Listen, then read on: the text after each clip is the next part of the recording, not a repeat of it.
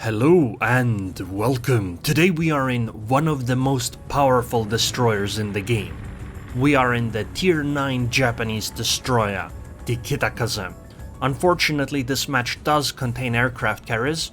We have a Graf Zeppelin and they have a Shokoku. And the two radar cruisers that I have to watch out on the enemy team are a Riga and a Seattle. I start out by heading towards the sea cap, and my intention is to take it. Oh, an Asashio.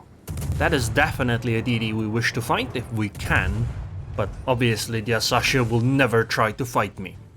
So, the Kitakaze is one of the most powerful destroyers because it has very powerful guns. Kitakaze has the firepower of a cruiser essentially in those guns. Not quite as good as a Des Moines, that's Harugumo's territory. Harugumo matches up with the Des Moines. Kitakaze is slightly below the Des Moines, but for a tier 9 destroyer, that is quite incredible. On top of that, she also has 12km torpedoes, and these torpedoes deal a lot of damage. She is decently maneuverable, she has decent concealment, she's decently fast too, something that her sister ships, or I guess the higher and lower tier ships in the line, to be more accurate, don't really have. Akizuki and Harugumo are both much more clumsy. In that sense, the Kitakaze is an excellent balance between all of the aspects of the destroyer, and that makes her tier for tier one of the best destroyers in the game in my opinion. Now, she does have a reload booster on the torpedoes, but because she only has one set of torpedoes, that reload booster really just, lets you launch a second set most of the time. Doesn't mean you have to use it that way, but that is one thing you can do. I think most of the impact of a Kitakaze, or at least one of the largest chunk, comes from simply bullying ships away from cap zones. Because this firepower, even a cruiser doesn't want to get hit by this destroyer over and over again. However, here I do have to leave because that's a Jean-Bart and a Seattle over there, and perhaps a Zara and a Riga coming as well. Which is why I'm using speed boost to get out of here as quickly as I possibly can. Of course, after leaving them some presents in the name of my 12 torpedoes, I suppose. And these torps actually, they should be the same 12km torpedoes as the Shimakaze has. Well, should be. They are the same torpedoes. Which means that they hit really hard. And as I sail away from them, I'm obviously going to take a few shots here and there on a variety of targets to annoy them a little bit. Because their guns won't be pointed at me most likely, so if I shoot a few times and then stop shooting, it'll just annoy them. They were shooting at some of my allies, then they're like, oh wow, a destroyer popped up, let me turn my guns over there. Then they turn their guns over there and the destroyer either is already gone or they simply fail to deal any damage to her. And that's exactly what's happening here right now. Effectively, a destroyer can be quite annoying. And if they don't turn their guns, I can just keep shooting at them, and they just take a lot of damage. Now, I don't think it's likely we can actually retake the sea cap, which is why I'm going over to B and trying to fight somewhere around here instead. I mean, look at the minimap, right? They have a Zara, a Jean-Bart, a Seattle, and a Riga over there at, well, they have about 20% of a Seattle now at the sea cap. We have a Buffalo and I guess that's a Colorado, and an Odin that's already running away. Yeah, I don't think it's likely we're gonna keep that cap. Okay, I made a bit of an error right here. I think I might have overextended a little bit, which is why I'm going to just smokescreen here, reverse a little bit, and just keep firing my guns. Because why not, right? It's not like they have a radar here, because all the radars are over there at sea cap that I left behind. So I can just deal damage to these battleships. Wait, is that... I mean, this North Carolina is playing smart, right? She's turning away, but what is this guy doing? He's actually sailing closer to me. He's lucky I don't have torpedoes right now, because he would be in for a rough time if I had torpedoes. Well, actually, she's in for a rough time even if I don't have torpedoes, though, because she's just gonna eat damage over and over again. I tend to not do salvo fire quite as much on a ship like this one, mostly because it just involves way too much clicking, and I can just hold down the button to do something similar. Continuous fire used to be really bad in this game, but nowadays I think it's quite okay. Later on in the video I'll show the build and upgrades as well. I don't use IFHE. I would like to have it, but I think there are better skills to spend 4 points on. And how often do you actually fight battleships that have 32mm armor plates?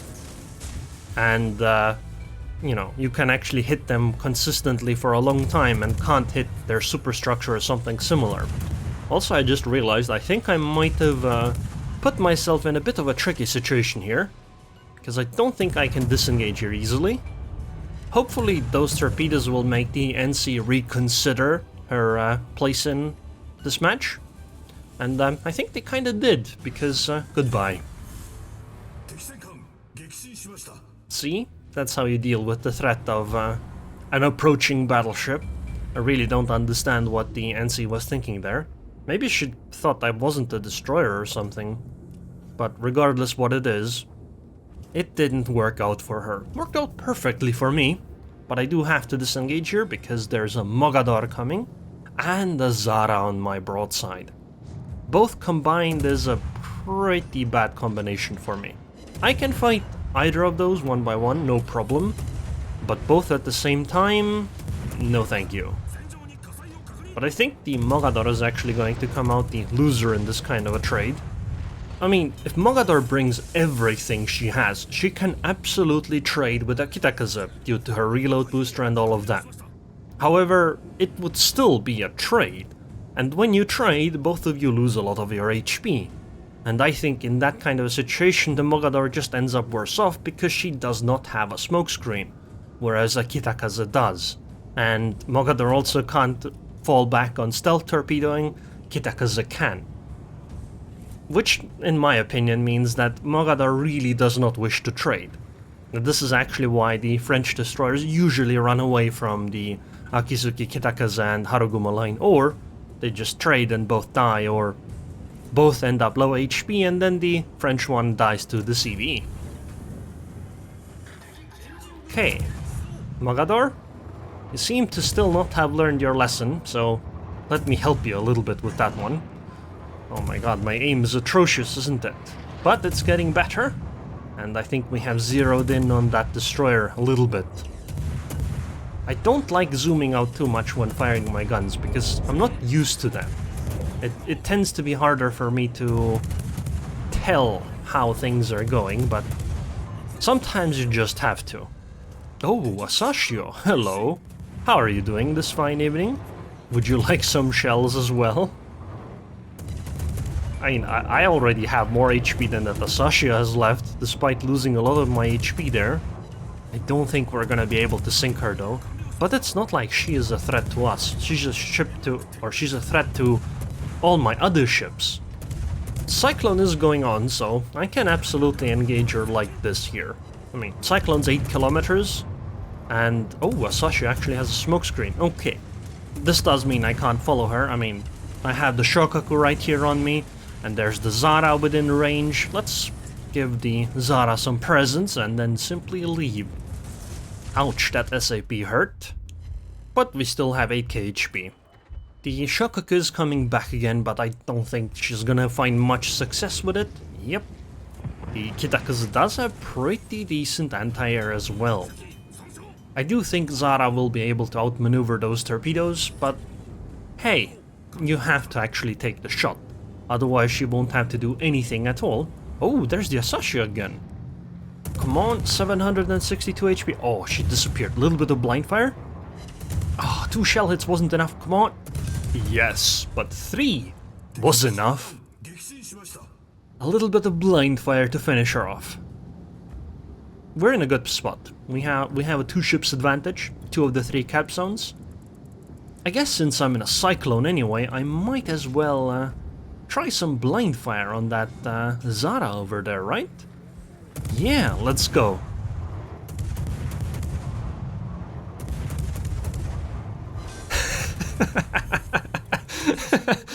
Okay, that worked a little bit better than I expected. I was hoping for a few shell hits, not quite actually sinking her with that. And next up, it is the North Carolina here. I don't think my two battleships need much help here, but still, since I'm here, why not? Oh, actually, one of the blind shells hit her. Nice. I don't think NC is even gonna look at me though, because she has more important ships to deal with. Oh, our Riga was taken out by the Jean Bart. Alright. Come on, Izuma. Aww. They traded Izuma for the NC. That's okay though, because this still means that we are significantly ahead. Any kind of trades here are completely okay. Oh, are those Shokaku torpedo bombers going for my Amagi? Okay, let's help her with some anti-air. The Shokaku will have to fly through my AA to be able to get to the battleship. Let's just turn away though, just in case, because Shokaku might actually drop those on me.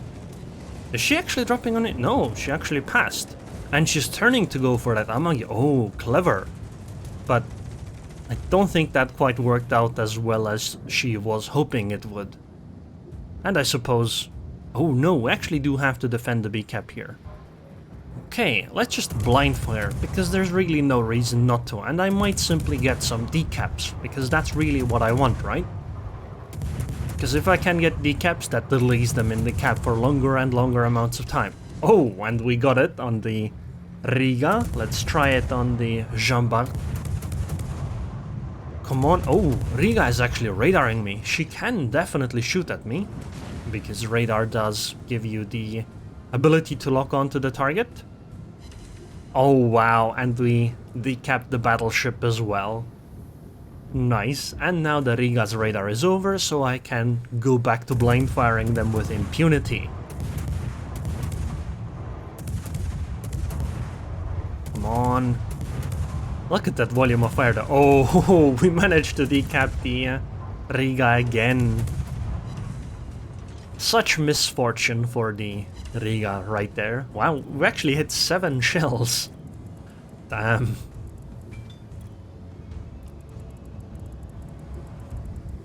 So our Buffalo was taken out by the Jean Bart, which is kind of odd, because if you think about it, the Buffalo can just point her nose towards the JB, and then the JB simply cannot overmatch her, because the Buffalo's bow is 27mm, and the JB's guns are 380mm. Overmatch doesn't happen between those two numbers. Therefore, you know, the Buffalo could just point her nose towards the JB and it would have been fine. Oh, there's the Riga. Have some torpedoes just in case. Wait, is the CV actually running from the Riga? Oh yeah, the CV is spotted by the Riga. In that case, I guess we can engage right here then, because the Riga will have to choose whether she goes for me or the CV. Probably me though, considering how low she is. Oh no, actually, she is going for the CV. But she was low enough HP that it didn't really matter. And now the French battleship is heading over here. I might as well blind fire again. Cyclone should end soon.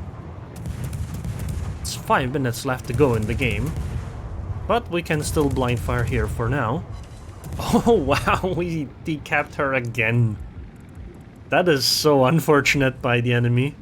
Really, it is no cap free. I have 17 decaps and almost all of them are here. Actually, maybe all of them even. And I mean, even when the JB actually appears, it's not like she can do much then. Oh, and another decap. The CV will spot her, so I can actually simply just sit behind the island. Wow.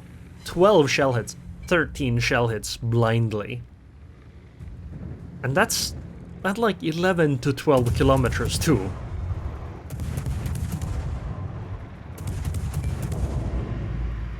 Come on, we can do more, right?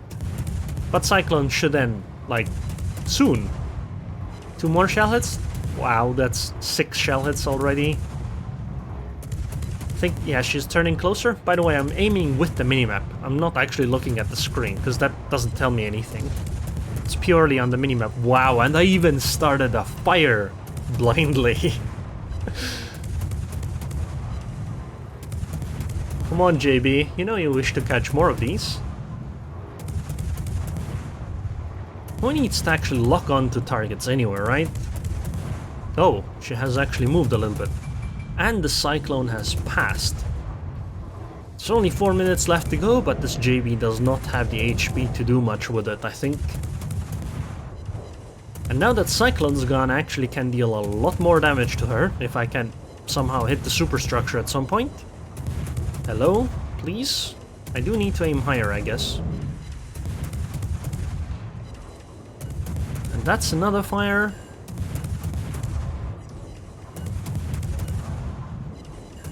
This has been an incredibly successful game. I can't believe it has...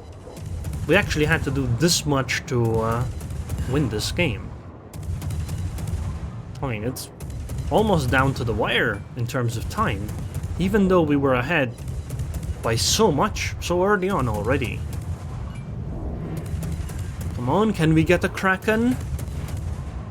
Probably not. I think the Odin is gonna fire before the JB expires. Oh no, we actually did! Ooh! Maybe the Odin was just nice to me. Who knows, but thank you very much. That is a Kraken right there.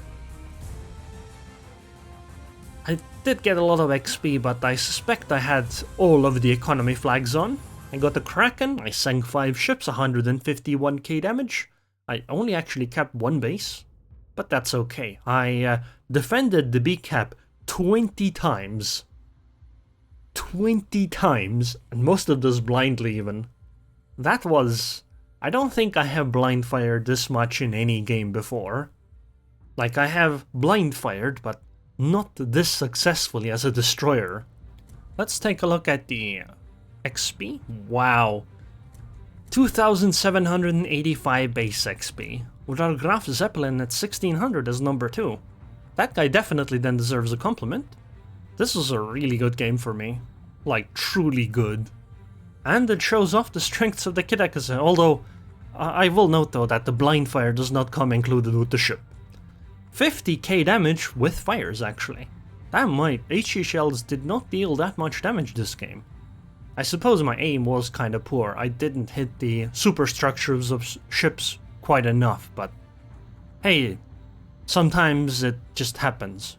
If I did have IFHE here, I would have done a lot more damage though, because I'm pretty sure I would have just farmed that JB to death, because she's 32mm all over, and virtually every shell would have done some damage that actually hit her. However, in this case, because I didn't have IFHE, that was not the case. Still, I don't think I would take IFHE, because when fighting ships like, I don't know, the Pommern, it probably won't make much of a difference. 199 of the defense points here in this game was by me. 2/3 of the cap defenses was just done by me. And most of that through that Blindfire. Wow. So let's take a look at the commander skills and upgrades. So I use priority target, then last stand, survivability expert, then concealment expert, then advanced firing training, adrenaline rush, and last demolition expert. I'm not actually sure whether demolition expert is better than basic firing training.